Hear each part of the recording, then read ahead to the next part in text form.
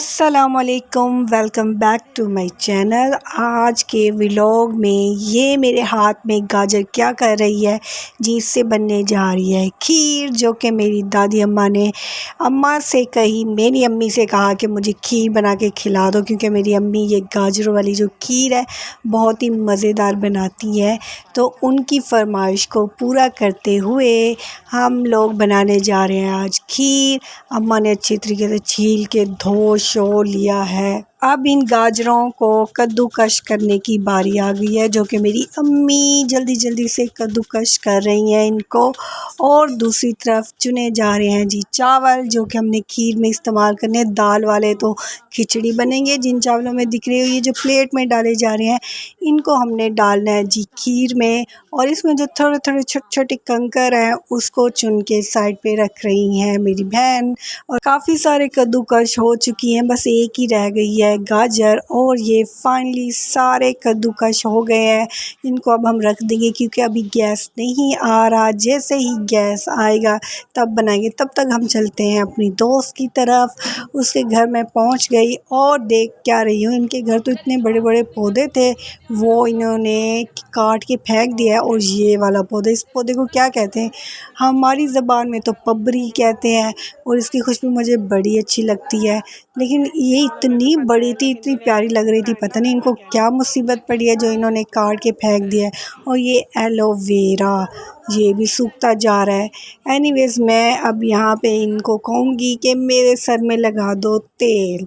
और ये एलोवेरा भी काट के तेल में डालेंगे और बालों को लगाएंगे। पर इसका मुझे बड़ा अफसोस हो रहा है कि क्यों काटी इन लोगों ने। ये लग रहा होगा आपको अचार, पर ये अचार नहीं है। इसमें कलौंजी, मेथी दाना और सरसों का तेल है, जो कि मेरे अब बालों में लगने जा रहा है और बहुत ही अच्छे से मालिश होगी।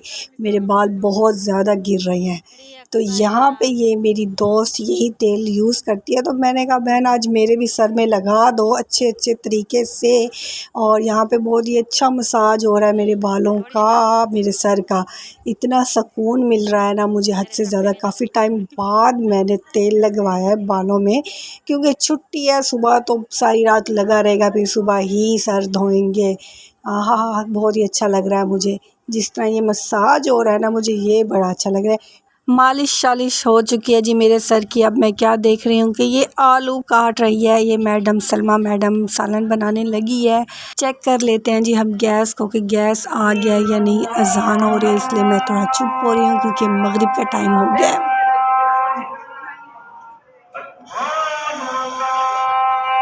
क्या सर रेडी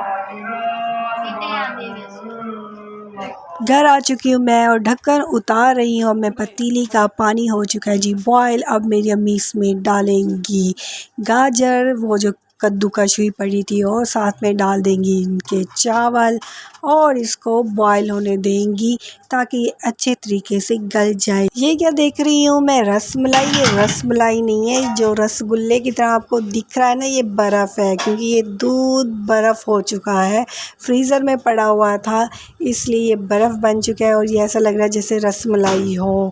और ये दूसरा दूध, क्योंकि ये सारा दूध जाने वाला है इस चावल और गाजर के मटेरियल में, क्योंकि दूध के बगैर तो खीर बनेगी नहीं। तो दूध इतना सारा हमने डालना है इसके अंदर। ये जब तक गल जाए चावल और गाजर अच्छे तरीके से गल जाए। देखिए इसमें इतना बॉयल आ रहा है। जब तक मेरी अम्मी को तसल्ली नहीं होगी ना ये गल गया है, तब तक दूध नहीं जाएगा। अच्छे तरीके से गलना चाहिए। दूध डालने की बारी आ गई है जी। अब ये सारा दूध जाएगा इसके अंदर वन बाय वन। ये बर्फ़ गई इसके अंदर। ये बर्फ़ मुझे बड़ी मज़े की लग रही थी। मेरी अम्मी डालते हैं दूसरा दूध और मैं इस बर्फ़ को थोड़ा खेल लेती हूँ। कितनी अच्छी लग रही है ना ये बर्फ़ वाला।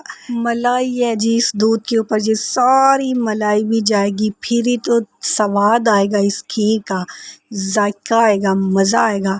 भाई ये मेरी अम्मी की सिग्नेचर डिश है। पूरे ख़ानदान में सबसे बेस्ट खीर मेरी अम्मी ही बनाती है, ये गाजर वाली खीर। दूध डल चुका है जी। अब ये अच्छे से और बॉयल होगा। इसे अब चूल्हे पे ठहरा देते हैं, लेकिन इसके अंदर मेरी अम्मी चम्मच हिलाती रहेंगी तब तक जी। अब चीनी की बारी आ गई। चीनी को प्लेट में निकाला जा रहा है कि ज़्यादा ना चली जाए। अब जी चीनी डालते हैं हम इसके अंदर, क्योंकि मीठे से तो खीर बनती है ना। चीनी को अब हम अच्छे तरीके से मिक्स कर देंगे इसके अंदर। तब तक हम देख लेते हैं कि ड्राई फ्रूट में हमारे पास क्या पड़ा हुआ है। सिर्फ मुझे बादाम ही मिले हैं, वो भी थोड़े से, लेकिन मैंने गर्म पानी कर लिया है।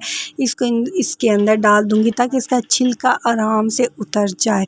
5-10 मिनट के लिए रख देंगे इसको हम, और फिर हम इसका छिलका उतारेंगे। ये रेडी हो चुका है जी। अब इसका छिलका उतार लेते हैं सारे बादामों से। जल्दी इसका छिलका उतारते हैं। उसके बाद जी हम क्या करेंगे, ये छुरी लेंगे और इनके छोटे से इस तरह से टुकड़े कर देंगे। जल्दी से हो चुके हैं जी हमारे ये छोटे से टुकड़े। और जी इसको अब अम्मी को देते हैं।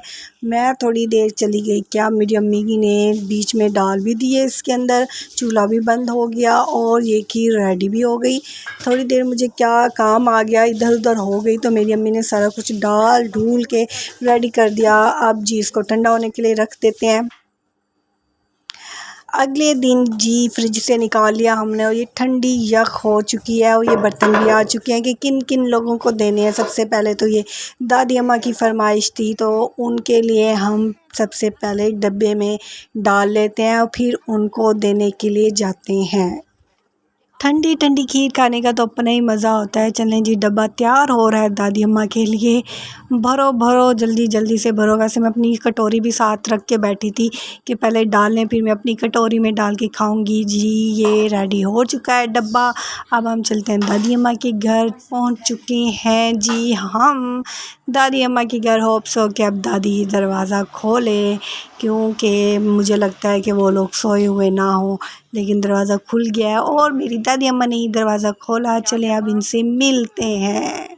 अंदर चलते हैं जी। यहाँ मैं गले मिल रही थी वैसे दादी अम्मा से। और अब हम चलते हैं अंदर। देखो लाइट्स ऑफ है। मैंने कहा था ना ये लोग सोए होंगे, बाकी लोग सोए हुए हैं, सिर्फ दादी अम्मा ही जाग रही हैं। चलो अंदर चलते हैं, अंधेरा ही अंधेरा है। ओके, किचन में आ गए हैं। दादी अम्मा को पकड़ाते हैं। अंदर आ चुके थे हम लोग और उनको देते हैं हम लोग खीर। और उनको मैं कह देती हूँ कि ये डब्बा आपका है, आपने खाना है, और ये डब्बा आंटी को दे देना है। वहाँ पे एक आंटी है, उनको दे देना है आपने। अम्मा ने कहा होगा फ्रिज में रख ले। और यहाँ पे मैं क्या देख रही हूँ, बर्थडे सेलिब्रेट हुई है और हमें नहीं बुलाया गया। So sad. तो ये देख कर मुझे बड़ी हैरानी हुई कि रात मेरे कज़न की बेटी की बर्थडे थी, इन्होंने आपस में ही कर ली और हमें नहीं बुलाया। लेकिन सजावट देखकर मैं थोड़ा अपना गिला यहाँ करना चाहूँगी कि हमें भी बुला लेते तो कितना अच्छा होता। थोड़ा शुगर मेला लगा देते। 2 साल की हो गई है माशाल्लाह। चलें, बुलाया नहीं तो यहीं पे हम लोग हैप्पी बर्थडे कह देते हैं उनको। और ये उसके गिफ्ट शिफ्ट पड़े हुए हैं सारे, ऊपर नीचे पड़े हुए हैं सारे। अभी सोए हुए हैं, शायद थोड़ा लेट नाइट फंक्शन करते रहे हैं। और यहाँ मैं दादी अम्मा से पूछ रही हूँ क्या आपने हमें क्यों नहीं बुलाया।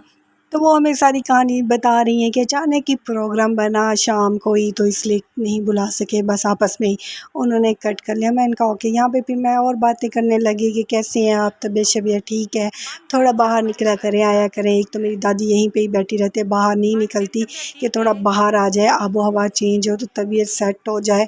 बहरहाल यहाँ पे मेरी दादी अम्मा के लिए दुआ कर दे, अल्लाह इनको शिफा वाली, तंदुरुस्ती वाली, लंबी ज़िंदगी अता करे, ताकि इन ये यहाँ पर है तो हम लोग आते जाते हैं, बाकी तो कहीं आते जाते ही नहीं हैं हम लोग। ओके, काफ़ी बातें होने के बाद अब हम रवाना हो चुके हैं, घर की तरफ निकलने लगे हैं। और यहाँ मैं दिखा रही हूँ कि बड़े ज़बरदस्त डेकोर किया हुआ है घर को, है ना। अच्छा, ये बिस्मिल्लाह लिखा हुआ है, बहुत ही प्यारा लग रहा है ये मुझे। और लाइट्स भी ग्रीन अच्छी लग रही है। चलें जी, अब हम बाहर निकल आए और मेरी दादी अम्मा यहाँ पे हमें देख ही रही हैं। अब जब तक हम लोग जाएंगे नहीं ना, गली में मुड़ेंगे नहीं, तब तक ये देखती रहेंगी। और ये बड़ा इमोशनल मोमेंट होता है और इनका दिल नहीं चाह रहा कि हम लोग जाएं, लेकिन अब हमें घर भी जाना है। और यहीं पे मैं अपने व्लॉग का एंड करूँगी। टेक केयर, अल्लाह हाफिज़, बाय बाय। घर पहुँचते हैं।